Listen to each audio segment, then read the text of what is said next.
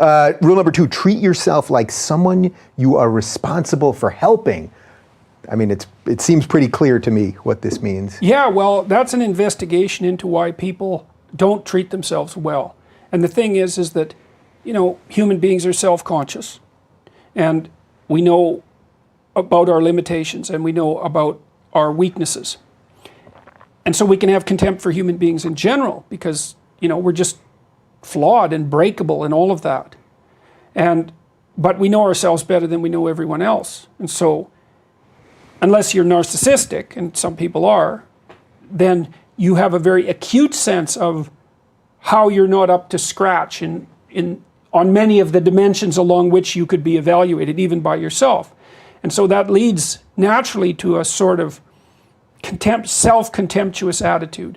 And you can see that one of the stories I talk about is that people are more likely to give prescription medication to their pets than to take them themselves.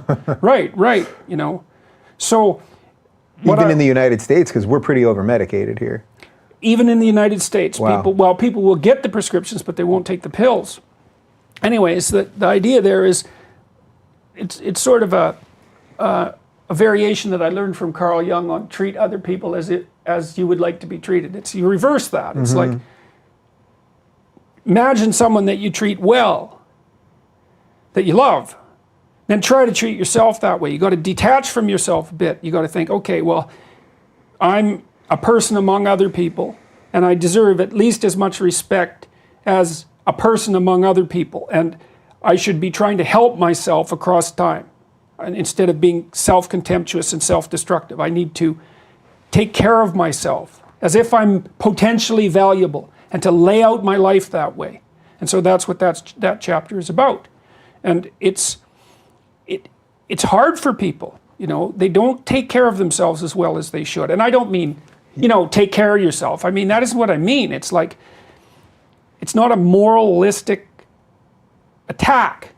It's like, it's an encouragement to give yourself a bit of the benefit of the doubt and treat yourself as if you have some intrinsic value. Yeah, so how much of that would you say is psychological, just being okay with the mistakes you're going to make and all of that, as opposed to just treat yourself, meaning dress okay, and posture and all of that. That's part of it. Like, it isn't clear where your borders actually are. You know, it means take care of your room, take care of your things, like have some respect for yourself as a well, I would say in some sense as a miraculous being, because that is actually what you are. But you know, that sort of borders on the New Age, which I'm not very happy about that, but it's still the case.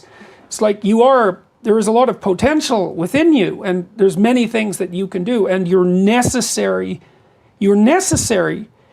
more than you think to the unfolding of things. Like, if you make a bunch of bad decisions, things get worse, not just for you, like things get worse. And maybe way worse, like, I don't know what mistakes Stalin's mother made, you know, and she probably didn't necessarily think they were that important. But it turned out they were pretty important. You don't know how your actions echo.